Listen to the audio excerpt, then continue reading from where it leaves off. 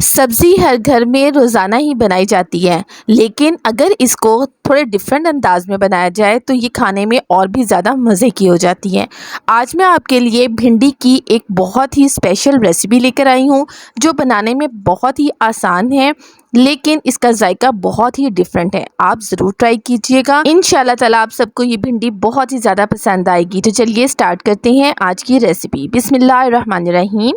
यहाँ पर मैंने आधा किलो भिंडी ली है, जिसको मैंने धोने के बाद अच्छी तरह से ड्राई कर लिया था और इसको ऊपर और नीचे से काट लिया है और इसके दरमियान में मैंने कट लगा दिया है। थोड़ी सी भिंडी मैंने आपको दिखाने के लिए बचा ली थी कि मैंने इनको किस तरह से काटा है।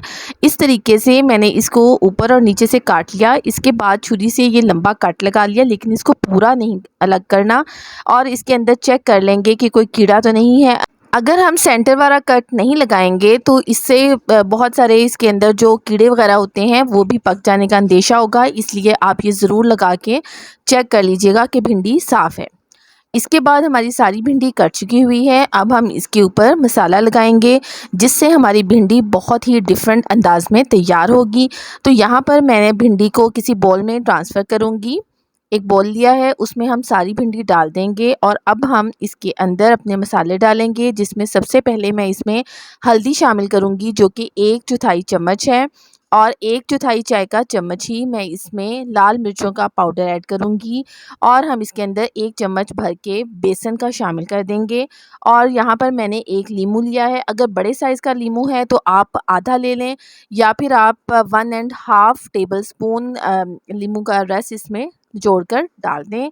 और इसके बाद हमने भिंडी को अच्छी तरह से मिक्स कर लेना है, और इसके लिए ज़्यादा बेहतर ये है कि आप हाथों से इसको अच्छी तरह से मिक्स कर लें, ताकि बेसन और जो हमने मसाले ऐड किए हैं वो अच्छी तरह से भिंडी के ऊपर कोट हो जाएं। और इसके बाद हमारी भिंडी रेडी है फ्राई करने के लिए, जिसके लिए मैंने यहाँ पर एक फ्राई पैन लिया है और इसके अंदर ऑयल को गरम कर लिया है। अब हम इसमें भिंडी फ्राई करेंगे।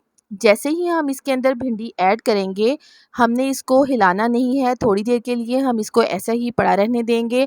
जब एक साइड से ये बिल्कुल पक जाएगी, तकरीबन 3 से 4 मिनट में, तो फिर हमने इसकी साइड को पलटना है। यहाँ पर देखें आप, भिंडी हमारी पक चुकी हुई है और बहुत ही क्रिस्पी ये फ्राई हो चुकी हुई है। अब हम इसको इसकी साइड को चेंज करते रहेंगे, ताकि हर तरफ से भिंडी जो है वो बहुत अच्छी सी क्रिस्पी सी तैयार हो जाए। और यहाँ पर हम फिर इसको स्ट्रेनर से निकाल लेंगे और इसका जो एक्सेस ऑयल है वो सारा हमने ड्रेन कर लेना है और भिंडी को किसी अलग प्लेट में निकाल लेना है। इसी तरीके से आपने सारी भिंडी को फ्राई कर लेना है और इसको अलग बर्तन में निकाल लेंगे। भिंडी हमारी बहुत ही मज़े की फ्राई हुई है, आप देख सकते हैं इसमें बिल्कुल भी लेस नहीं है। अब हम एक अलग बर्तन में 3 टेबलस्पून ऑयल लेंगे और इसके अंदर 1 टीस्पून ज़ीरा ऐड करेंगे और ज़ीरे को हम 1 से 2 मिनट के लिए पकाएंगे। और जैसे ही ज़ीरा हल्का सा फ्राई हो जाएगा, तो फिर हम इसके अंदर प्याज ऐड करेंगे। यहाँ पर मैंने 2 अदद प्याज ली है, जिसको मैंने बारीक कद्दूकश कर लिया था। आप चाहें तो इसको बारीक काट भी सकते हैं, लेकिन कद्दूकश कर लें तो वो बहुत ही आसान हो जाता है। और इसके बाद मैं इसमें ऐड करूँगी अदरक और लहसुन का पेस्ट, जो मैंने 1 टेबलस्पून लिया था, और मैं यहाँ पर ये ताज़ा कुटा हुआ अदरक और लहसुन का पेस्ट इसमें डाल रही हूँ।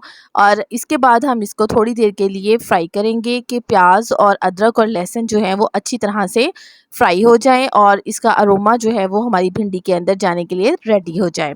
इसके बाद मैं इसमें शामिल करूँगी 3 अदद टमाटर की पेस्ट। टमाटर मैंने छिलका उतारने के बाद ग्राइंड कर लिए थे और उनको मैंने इसमें प्याज में ऐड कर दिया। अब हम यहाँ पर टमाटर को प्याज और अदरक और लहसुन के साथ अच्छी तरह से फ्राई करेंगे। फिर हम इसके अंदर मसाले ऐड कर देंगे।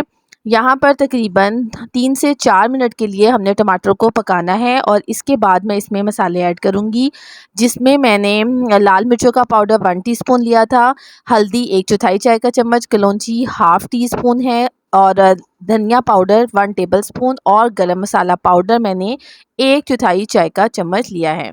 आप ये मसाले जो है ये अच्छी तरह से नोट कर लें। आपने ये सारे मसाले इसके अंदर ऐड करने हैं। नमक मैंने अभी ऐड नहीं किया है, वो मैं लास्ट में इसमें ऐड करूँगी। इन मसालों के साथ हम इसको अच्छी तरह से भून लेंगे।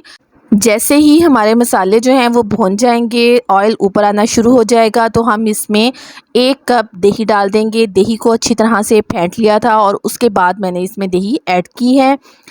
और यहाँ पर फिर हम दोबारा से मसाले को भूनेंगे कि ऑयल ऊपर आ जाए।